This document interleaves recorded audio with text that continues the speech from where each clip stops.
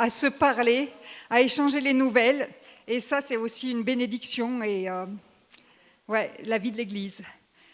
Mais on va commencer notre culte maintenant et on continuera à se donner des nouvelles après. C'est beau. Alors tout d'abord, je vous propose qu'on mette ce moment devant le Seigneur. Seigneur, merci. Merci qu'on se retrouve ici. Merci qu'on ait la chance et la liberté de venir t'adorer ensemble. Merci qu'on ait la chance et le privilège de vivre l'Église, de vivre ces relations, cette relation d'amour avec toi qui rejaillit sur toutes nos relations. Merci Seigneur pour ce que tu fais dans nos vies, pour ce que tu as fait pendant cette semaine. Merci pour ta présence, Seigneur. Merci pour ton amour, ta fidélité. Merci pour qui tu es. Merci pour Jésus, venu sur cette terre, nous enseigner et donner sa vie pour nous. Et Seigneur, maintenant, on veut te célébrer tous ensemble. Et on te prie, Seigneur, guide-nous, conduis-nous dans ce temps de louange. Règne au milieu de nous, règne en chacun de nous. À toi l'honneur et la gloire. Amen. Alors donc, aujourd'hui, c'est moi qui préside le temps de louange. Ce n'est pas dans mes habitudes. Et je ne savais pas du tout si on serait nombreux, s'il y aurait quelqu'un à la technique. Une fois, ça m'était arrivé pendant les vacances et on était un tout petit comité, on n'avait ni instrument de musique ni paroles projetées. Donc j'ai prévu des chants simples pour au cas où il n'y ait pas de vidéoprojection. Je pensais récupérer les vieux J'aime l'Éternel pour qu'on puisse chanter ensemble. Et puis finalement, il y a de la technique, il n'y a pas d'instrument, mais on va chanter a cappella de notre plus belle voix. Et voilà, je vous propose qu'on essaye vraiment de louer Dieu de tout notre cœur, qu'on essaye de vraiment nous centrer sur lui. Et on peut parfois tomber dans l'habitude de chanter un chant sans trop penser à ce que disent les paroles, en fait. Mais voilà, on va essayer de faire l'effort vraiment de nous centrer sur Dieu et de dire ces paroles comme des prières ou des proclamations. Et je vous propose aussi de vous sentir vraiment libre dans ce temps de louange. Si vous avez à cœur un chant, pour le proposer. Si vous avez une prière qui vous vient dans le cœur, n'attendez pas qu'on dise c'est un temps pour prier. Entre chaque chant, vous pouvez prier librement. Alors, comme premier chant, j'avais à cœur ce matin de chanter un chant de combat qu'on ne chante jamais. Voilà, je ne sais pas si vous le connaissez, je pense qu'il y en a quelques-uns qui le connaissent quand même, mais c'est toujours facile à apprendre, ce n'est pas des chants compliqués. Parce que notre vie, en fait, notre vie de chrétien, c'est un combat. Rien que pour venir au culte le matin, ça peut être un combat. On peut avoir tout plein d'autres choses à faire et on choisit de consacrer ce temps à Dieu. Dans toutes sortes de domaines, chacun a des combats différents. Mais oui, il y a de l'opposition dans notre monde. C'est un monde qui n'est pas soumis à Dieu. Et il y a de l'opposition dans nos propres vies, souvent, pour nous détourner de Dieu, pour nous distraire de toutes sortes de façons et nous attirer vers toutes sortes d'autres choses. Il y a des tentations plus subtiles que d'autres. Parfois, on ne s'en rend même pas compte. Mais voilà, on veut combattre le bon combat de la foi. Alors, je vous propose ce chant qui dit « Debout, sainte cohorte ». Il y a les gens qui nous l'ont appris, ils disaient que c'était la Marseillaise chrétienne. C'est un chant un peu... Voilà. Et voilà, donc, debout, chantons et mobilisons-nous pour le Seigneur. Debout, sainte cohorte, soldats des rois, tenez d'une main forte l'étendard de la croix, au sentier de la gloire, Jésus-Christ nous conduit de victoire en victoire, il mène qui le suit. Debout,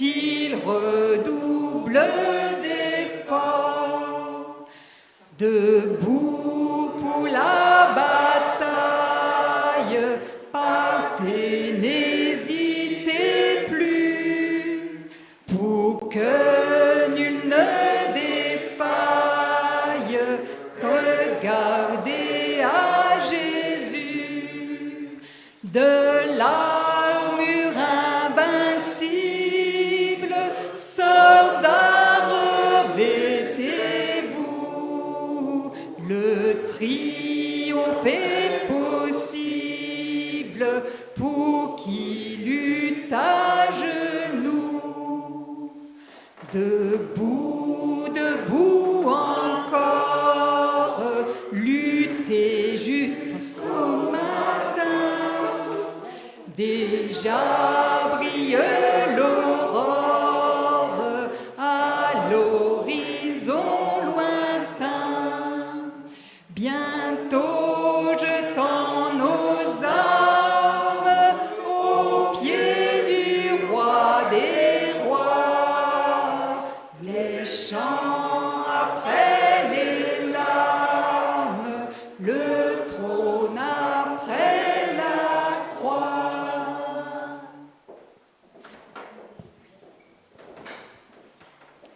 Merci Seigneur.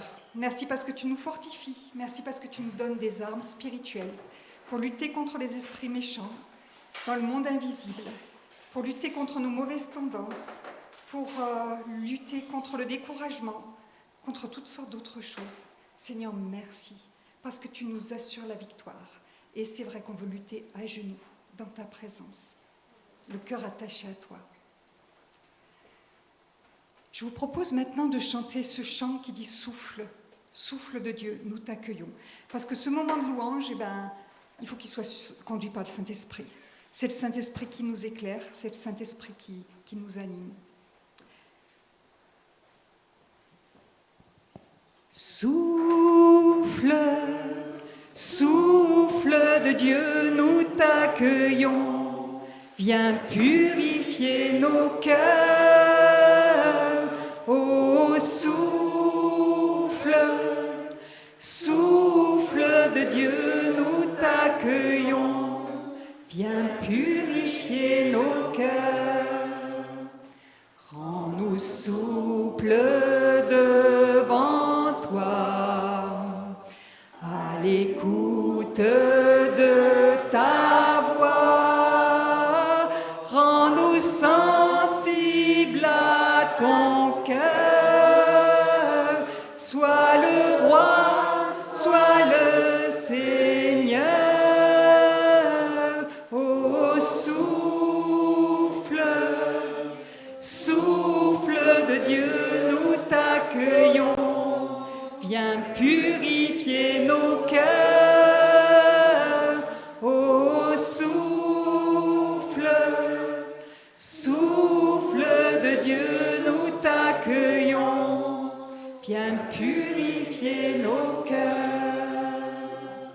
Quand ton peuple s'humilie, renouvelle en lui ta vie, chasse l'orgueil et la crainte et rends ton Église sainte. Ô souffle, souffle de Dieu, nous t'accueillons. Viens purifier nos cœurs. Ô souffle, souffle de Dieu, nous t'accueillons. Viens purifier nos cœurs.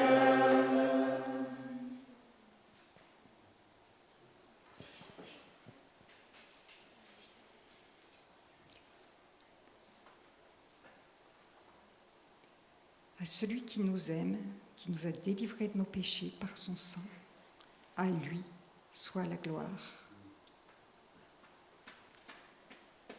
À celui qui nous aime, qui nous a délivrés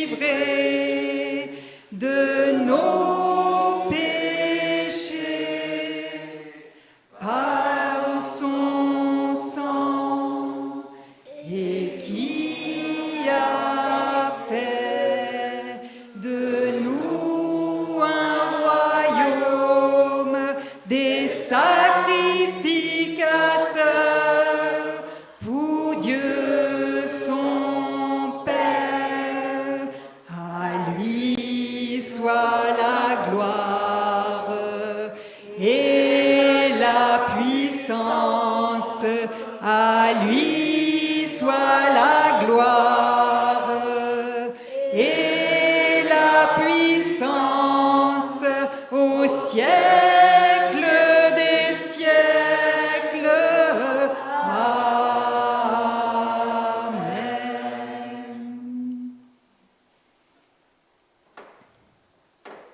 Seigneur, à toi la gloire.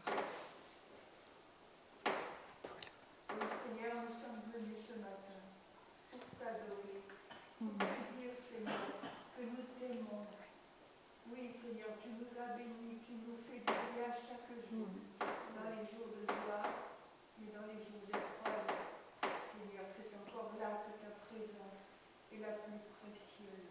Et nous te disons merci. Merci, Seigneur, pour ton amour, pour ton salut, pour tes biens. Toutes choses viennent de toi et nous t'adorons. Amen.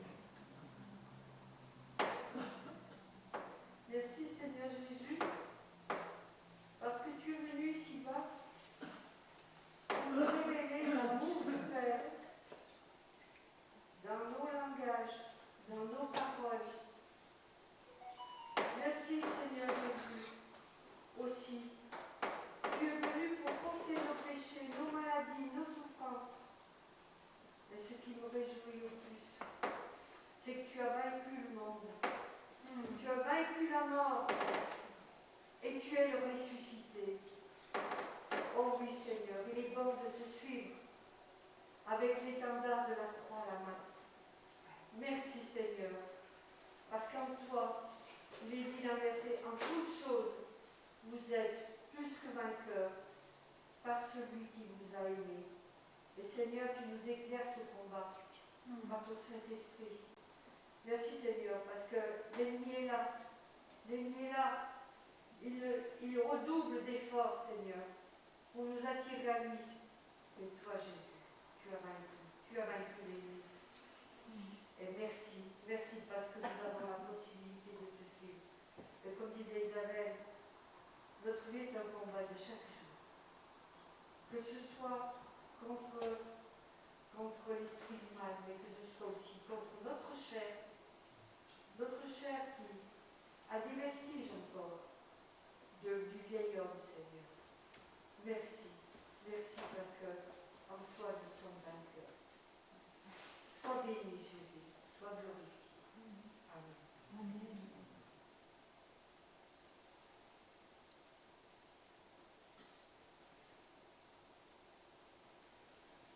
Oui, Seigneur, tu es un Père merveilleux, toujours prêt à nous entendre, toujours prêt à répondre à nos demandes, Seigneur, toujours présent quand nous avons besoin de toi, Seigneur. Merci pour cette confiance que nous avons en toi, Seigneur. Merci pour ce grand amour, Seigneur, que tu nous donnes chaque jour, Seigneur. Et merci pour toutes tes bénédictions. Sois glorifié, Seigneur Jésus. Amen. Amen.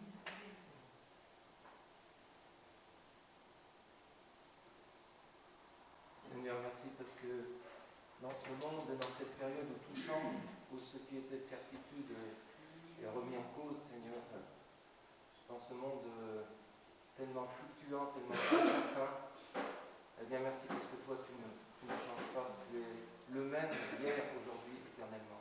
Et Seigneur, quel réconfort de savoir que ce qu'on lit dans ta parole est valable pour nos vies aujourd'hui en 2021 et le sera toujours. Et nous pouvons toujours revenir à cette vérité qui est ta parole. Merci Seigneur aussi pour tes réponses aux prières pour les uns, pour les autres, pour tes clins d'œil, et parfois même pour les réponses qu'on ne voit pas toujours. Merci Seigneur parce que aussi pour toutes les choses que tu nous donnes qui nous paraissent banales, Seigneur, tout ce confort de vie que nous avons particulier en France. Et Seigneur, merci parce que nous confessons que tout cela vient de toi, Seigneur. Amen. Amen.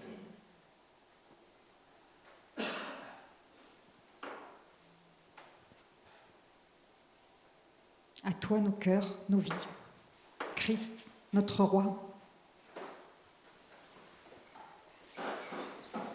À toi nos cœurs, nos vies. Christ, notre roi. À toi nos cœurs, nos vies, Christ notre roi. Nous marchons tous à ta suite, marchons à ta suite, nous marchons tous à ta suite. Christ notre roi, Christ notre roi, à toi nos cœurs, nos vies, Christ notre roi. À toi nos cœurs, nos vies, Christ notre roi. Nous marchons tous à ta suite, marchons à ta suite, nous marchons tous à ta suite. Christ notre roi, Christ notre roi. Ouais, tu es digne, Seigneur, de recevoir toutes nos vies. Tu es digne, Seigneur, qu'on te consacre nos vies, qu'on te consacre nos cœurs. Tu es digne, Seigneur, digne est l'agneau, de recevoir louange, honneur et gloire.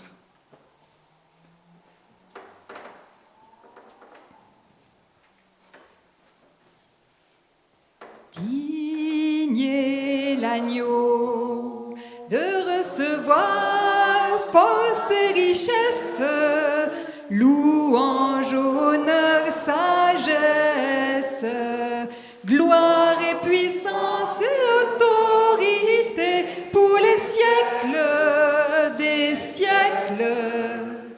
Digne est l'agneau de Dieu, force, gloire, puissance et victoire, sagesse, richesse, puissance et autorité. Digne est l'agneau de recevoir force et richesse, louange, honneur, sagesse, gloire et puissance et autorité pour les siècles des siècles. Digne est l'agneau de Dieu. Je vais vous lire un morceau de psaume qui était dans mes lectures quotidiennes, et je me suis dit, tiens, c'est bien approprié pour ce temps de louange. Ô Dieu, tu es mon Dieu, c'est le psaume 63. Ô Dieu, tu es mon Dieu, c'est toi que je recherche. Mon âme a soif de toi. Mon corps même ne cesse de languir après toi comme une terre aride, desséchée et sans eau. C'est pourquoi dans ton sanctuaire, je te contemple, pour admirer ta puissance et ta gloire. Car ton amour vaut bien mieux que la vie. Aussi, mes lèvres chantent sans cesse tes louanges. Oui, je veux te louer tout au long de ma vie. Je lèverai mes mains pour m'adresser à toi. Alors, je vous propose ce chant aussi, qui est un chant ancien. Car ta bonté vaut mieux que la vie. Car ta bonté vaut mieux que la vie, car ta bonté vaut mieux que la vie. Mes lèvres célèbrent tes louanges, j'élèverai mes mains en ton nom. Mes lèvres célèbrent tes louanges, j'élèverai les mains en ton nom.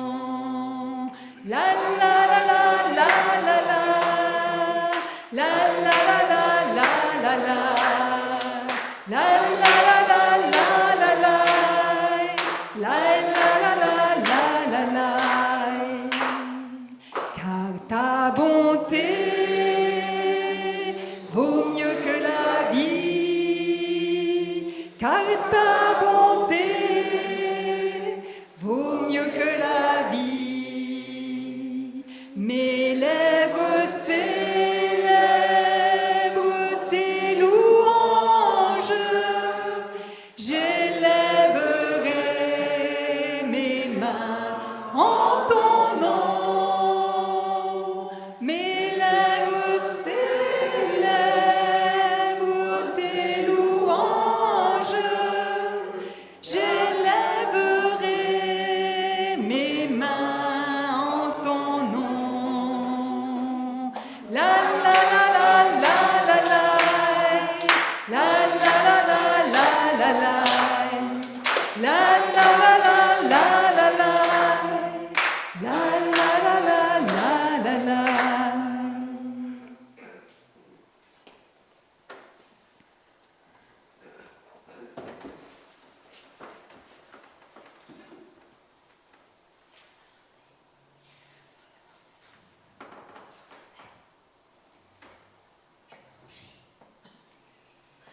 Hébreux 12, verset 14, que je vous le lise dans ma Bible,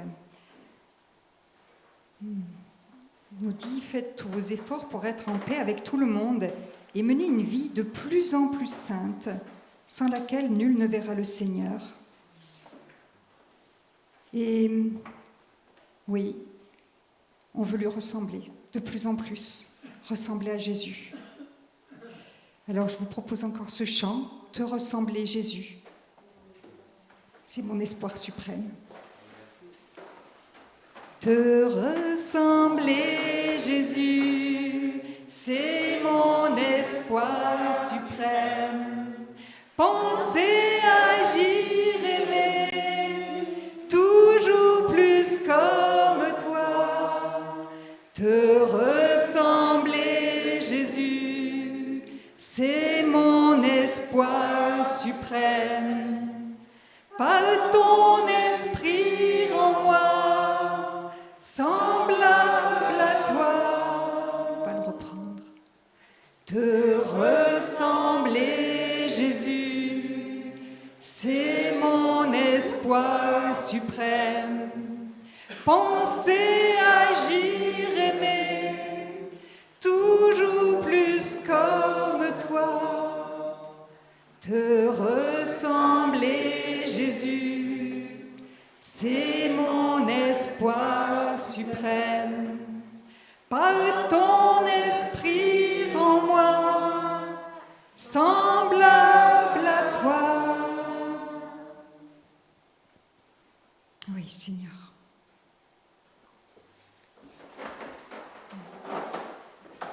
On veut te ressembler de plus en plus. Seigneur, on confesse que souvent on est bien loin de te ressembler. On est encore bien au travers humain. Mais Seigneur, c'est vers le but qu'on veut tendre. Et puis on veut apprendre à te connaître de mieux en mieux. Et plus on lit ta parole, et plus on s'imprègne de qui tu es, Seigneur. Et plus on va te ressembler. Et puis je te remercie aussi parce que tu nous donnes rendez-vous chaque jour pour passer du temps avec toi. Du temps dans ta parole, du temps dans la prière. Et ton esprit nous parle, et ton esprit nous interpelle, et nous montre avec douceur les domaines où on doit encore progresser, les domaines où on s'est trompé. Merci Seigneur, parce que la repentance est toujours à portée de main, à portée de cœur. Et ton pardon est toujours disponible. Merci Seigneur, parce que jamais tu ne nous décourages, toujours tu nous encourages à aller plus loin. Oh merci Seigneur, merci pour ce cheminement avec toi, jour après jour, année après année. Merci pour la vie de disciple, qui est une magnifique aventure. On ne fait rien d'extraordinaire, il n'y a rien de bien visible de l'extérieur, mais il y a des choses qui changent au plus profond de nous-mêmes et qui réagissent forcément à l'extérieur un jour ou l'autre. Seigneur, aide-nous à être persévérants dans ce cheminement, attachés à toi. Amen.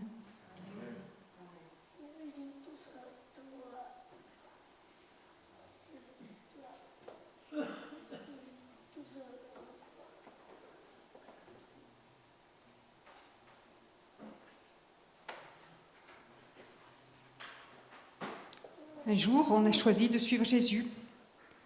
Et puis ce choix, on le refait chaque jour. La plupart de nous, en tout cas, je pense que vous avez tous choisi de suivre Jésus. Alors on veut le chanter. un dernier chant pour ce temps de louange et voilà, on veut le proclamer de nouveau et se rappeler que quelles que soient les circonstances de l'avenir, quelles que soient les difficultés sur le chemin, on restera attaché à lui par sa grâce. En mon cœur, j'ai choisi de suivre Jésus-Christ. En mon cœur, j'ai choisi de suivre Jésus. En mon cœur, j'ai choisi de suivre Jésus-Christ. Oui, pour toujours. Oui, pour toujours. Si mes amis s'en vont, qu'importe, moi j'irai. Si mes amis s'en vont, qu'importe, j'irai.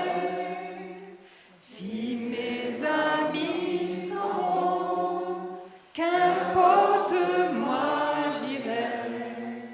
Oui, pour toujours. Oui, pour toujours. Au monde, je dis non. Joyeux, je prends ma croix. Au monde, je dis non. J'accepte la croix. Au monde, je dis non. Joyeux, je prends ma croix. Oui, pour toujours. Oui, pour toujours.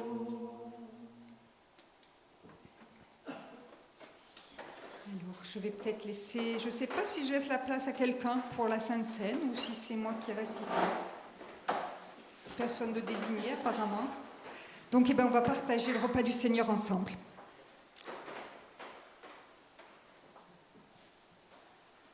On a l'habitude de lire un passage de la parole pour le partage du pain et du vin.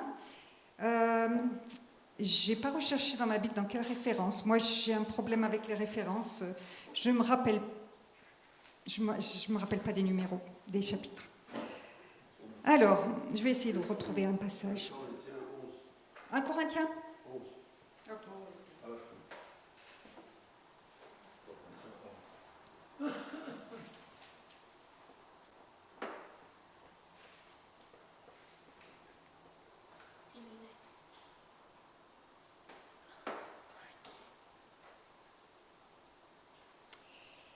Alors voici la tradition que j'ai reçue du Seigneur, nous dit l'apôtre Paul, et que je vous ai transmise. Le Seigneur Jésus, dans la nuit où il fut livré pour être mis à mort, prit du pain, remercia Dieu, puis le rompit en disant « Ceci est mon corps, il est pour vous. Faites ceci en souvenir de moi. » De même, après le repas, il prit la coupe et dit « Cette coupe est la nouvelle alliance, scellée de mon sang. Faites ceci toutes les fois que vous en boirez, en souvenir de moi. » Donc, chaque fois que vous mangez de ce pain et que vous buvez de cette coupe, vous annoncez la mort du Seigneur, et ceci jusqu'à son retour. Donc voilà, on va partager ce repas en se souvenant du dernier repas de Jésus, en se souvenant de tout ce qu'il a fait pour nous, en se souvenant que notre pardon, il ne peut passer que par lui, qu'il a donné sa vie pour chacun de nous.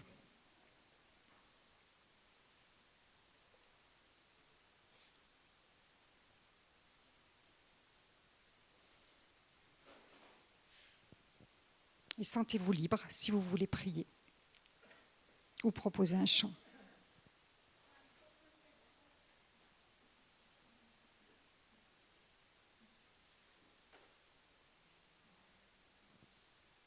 Seigneur, il est bon de se rappeler de Jésus-Christ. Se rappeler de ta venue, Seigneur, sur cette terre. Et surtout, Seigneur, ce que tu es venu, non pour faire ta propre volonté, mais pour faire la volonté du Père et pour donner ta vie en rançon pour beaucoup. Merci Jésus d'avoir renoncé à tout, à la gloire du ciel, d'avoir renoncé aussi à tout plaisir terrestre, d'avoir renoncé à ta vie pour nous donner la vie, pour nous faire partager ta gloire. Merci Jésus d'avoir été jusqu'au bout, face à toutes les tentations, face au déchaînement des puissances infernales. Merci Jésus d'avoir tenu bon, d'avoir gardé le cap, d'avoir accompli toute la volonté du Père. Merci parce que par ta vie, nous avons la vie. Merci parce que tu nous as préparé une place dans ton royaume. Et comme tu es ressuscité des morts, tu nous destines à la résurrection. Quelle merveille, Seigneur. Quelle nouvelle extraordinaire. Seigneur, on veut célébrer ce repas en se rappelant de toi. Et aussi, on veut célébrer ce repas dans l'unité, parce que tu ne nous as pas appelés à être sauvés chacun individuellement, mais à être ensemble, ton peuple, ton corps sur cette terre, tes témoins, ensemble. Et on veut célébrer ce repas dans l'amour, Seigneur. Et s'il y a quoi que ce soit dans notre cœur contre un frère ou une sœur, Seigneur, on veut pardonner avant toute chose, avant de prendre ce pain et ce vin. On veut pardonner. Et on veut aimer, comme tu nous as aimés. Oui, Seigneur, que sont les offenses des autres par rapport aux offenses qu'on t'a faites, nous? Seigneur, tu nous donnes la force de pardonner et tu nous libères. À toi la gloire dans toutes nos vies, dans nos pensées, dans nos sentiments et dans tous nos actes. Merci, Seigneur, pour ce mémorial. Amen.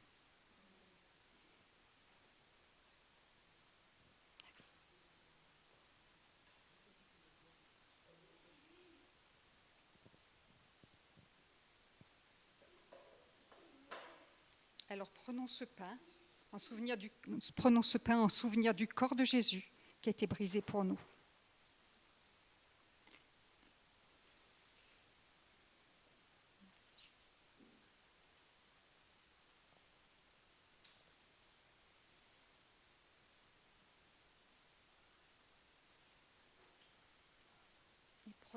Et prenons ce jus de raisin en souvenir du sang de Jésus qui nous purifie.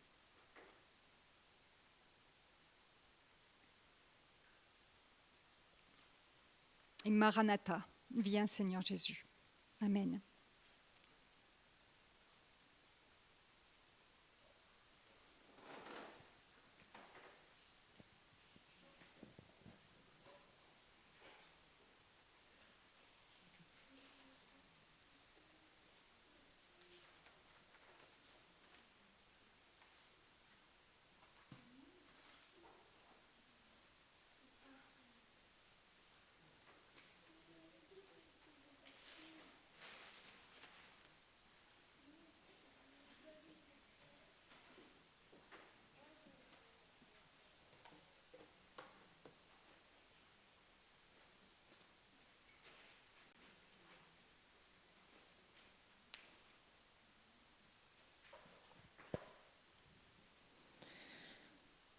Voilà, on arrive à notre temps de message.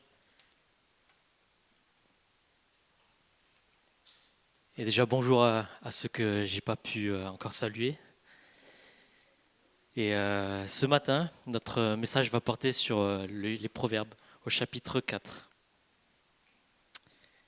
Le livre des Proverbes, c'est un livre qui a été écrit en grande partie par Salomon au début de son règne.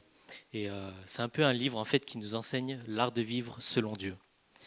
Il nous enseigne comment parvenir à la sagesse et à une vie disciplinée et équilibrée. Ce livre nous apprend également à agir de façon juste, honnête et conforme à la loi. En bref, il nous enseigne à appliquer la sagesse de Dieu dans nos vies et nous propose un enseignement moral. Et aujourd'hui, on va s'intéresser au chapitre 4, qui est un chapitre qui nous appelle à nous laisser instruire par la parole, et plus particulièrement sur la sagesse. Est-ce qu'on peut l'afficher?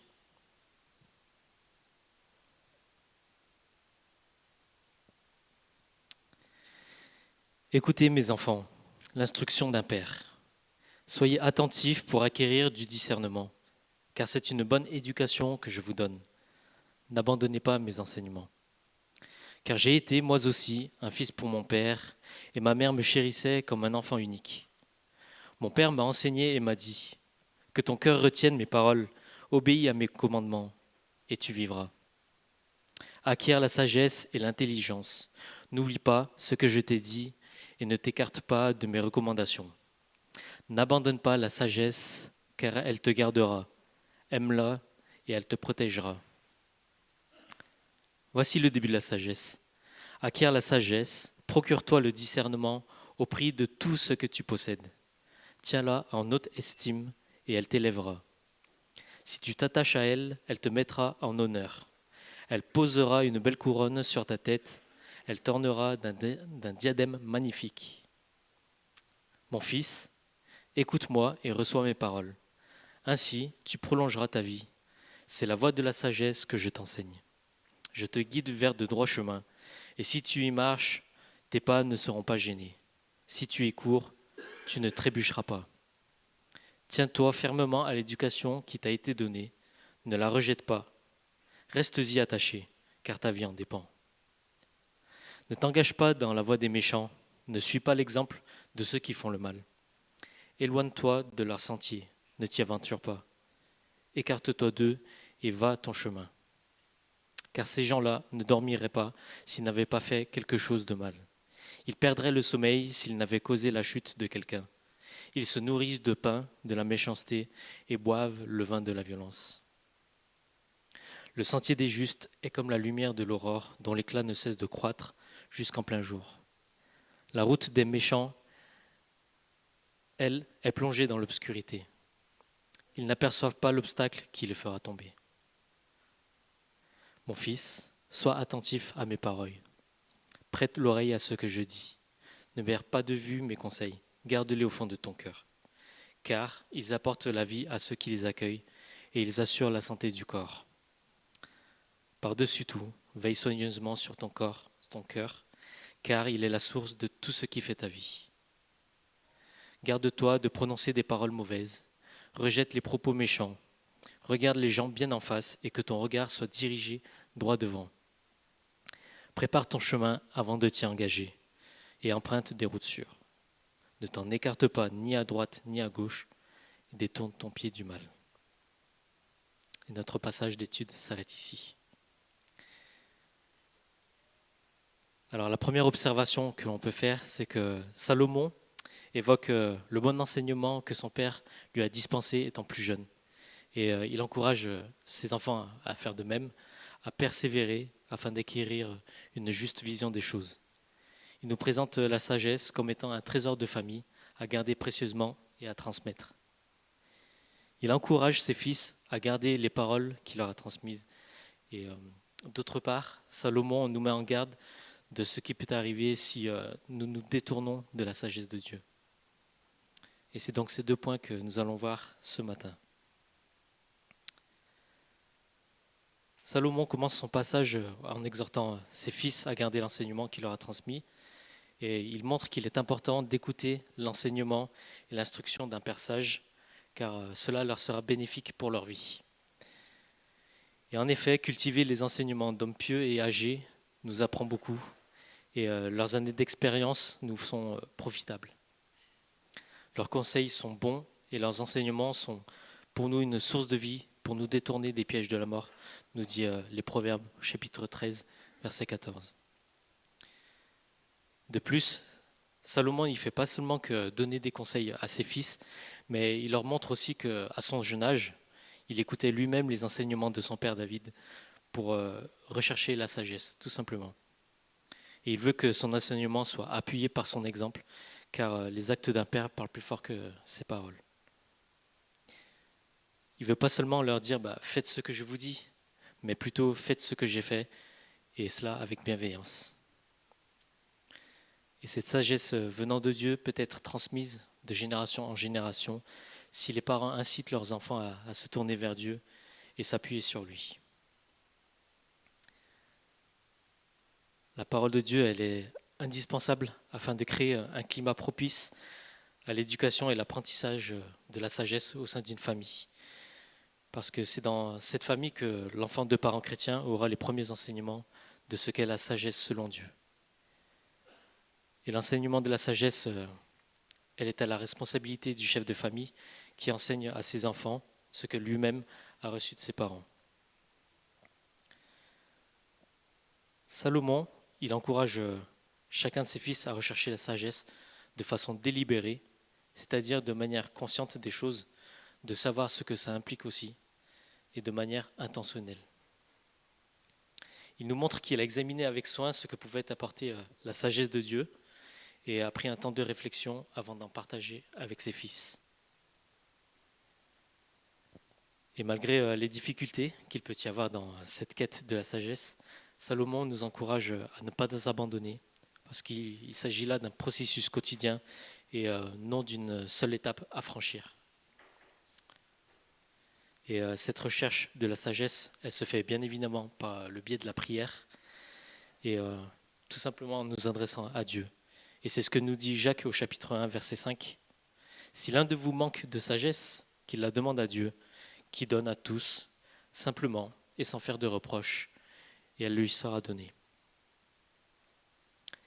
Et Dieu prend d'ailleurs plaisir à répondre à cette prière, alors n'hésitons pas à la lui demander.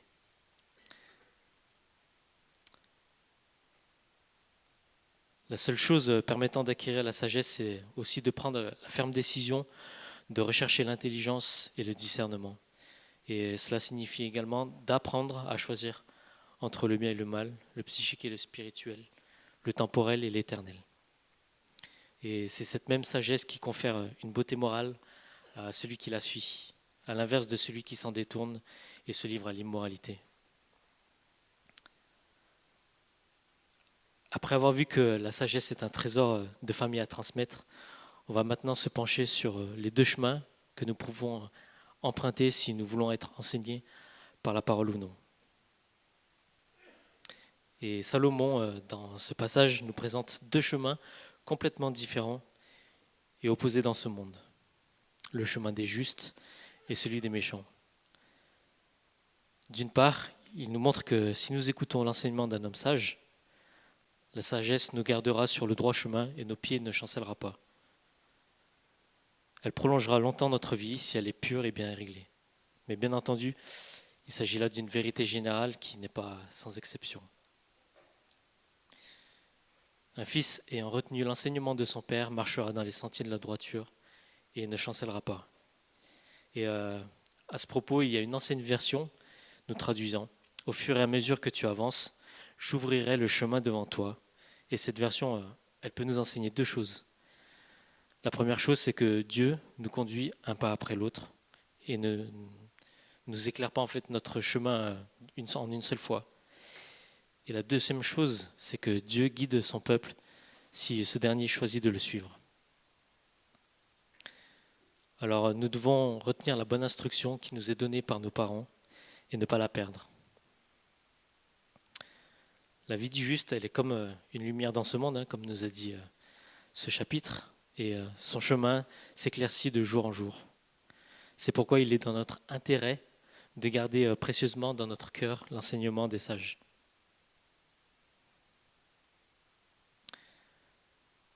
D'autre part, si nous nous détournons de la sagesse, nous voyons que le mal peut nous atteindre et nous dévier du droit chemin et nous conduire sur la voie des hommes méchants. Et ces versets nous mettent en garde contre les mauvais compagnons et opposent le sentier des ténèbres à celui de la lumière.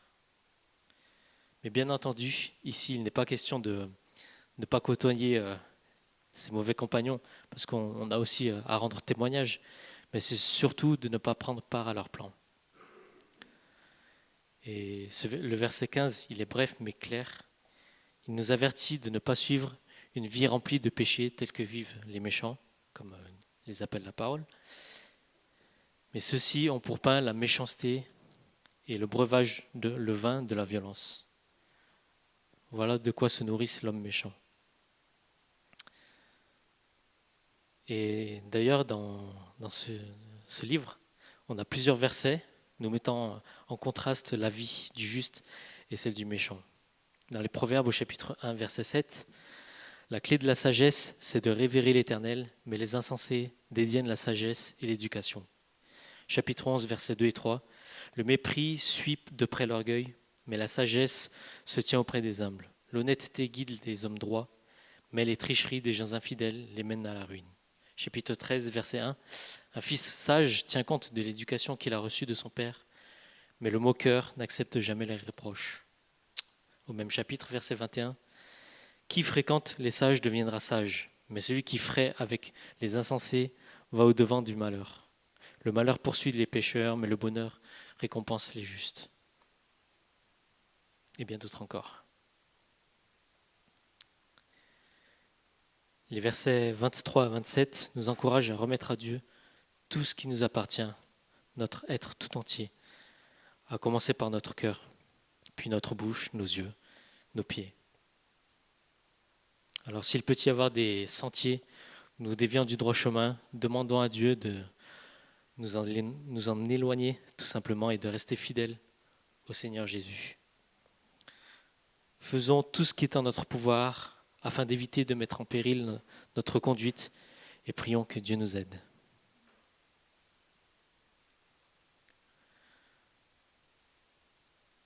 Pour terminer notre étude de ce chapitre, on peut retenir qu'il nous apprend et nous enseigne à nous laisser instruire, mais tout cela pour la gloire de Dieu. Il nous enseigne, encourage à rechercher la sagesse de façon délibérée en la demandant à Dieu et nous met en garde si nous ne suivons pas la voie de la sagesse. Encourager ses enfants à devenir sages, c'est l'une des plus grandes responsabilités que peuvent avoir des parents. Alors voilà, en tant que parents, demandons à Dieu la sagesse nécessaire pour instruire nos enfants. Et en tant qu'enfants, demandons à Dieu son aide afin de nous laisser instruire par nos parents. Et le verset 23, garde ton cœur plus que toute autre chose, car de là proviennent les sources de la vie. Et notre cœur étant le centre de notre personnalité, notre volonté, de nos désirs, nos pensées, nos émotions aussi, dicte en grande partie notre façon de vivre, tout simplement. Et Salomon veut nous assurer que tout cela nous maintienne sur la bonne voie et garde nos yeux fixés sur notre but, qui est de vivre à la ressemblance du Christ. Et c'est en étant tout simplement capable de garder et accueillir les conseils de la sagesse que le cœur est plus précieux que toute autre chose. Alors, ce matin, demandons à Dieu de nous donner à tous sa sagesse et suivre le chemin des justes. Car si nous faisons de la sagesse notre priorité, elle nous élèvera. Et si nous l'embrassons avec affection, elle fera notre gloire. La sagesse est un domaine dans lequel nous voulons progresser de jour en jour afin de faire briller notre lumière dans ce monde. Et les Proverbes au chapitre 8, verset 11 nous enseignent que la sagesse vaut mieux que les perles. Elle a plus de valeur que tout ce qu'on pourrait imaginer. Alors ce matin, je nous pose cette question. Allons-nous choisir de suivre le chemin des méchants et vivre une vie immorale, loin de Dieu? Ou bien voulons-nous ressembler à Christ, lui qui est la parfaite expression du juste dans le chemin de la sagesse sur cette terre? Alors par-dessus tout, rendons gloire à Dieu pour ses bienfaits et pour ce qu'il est. Amen.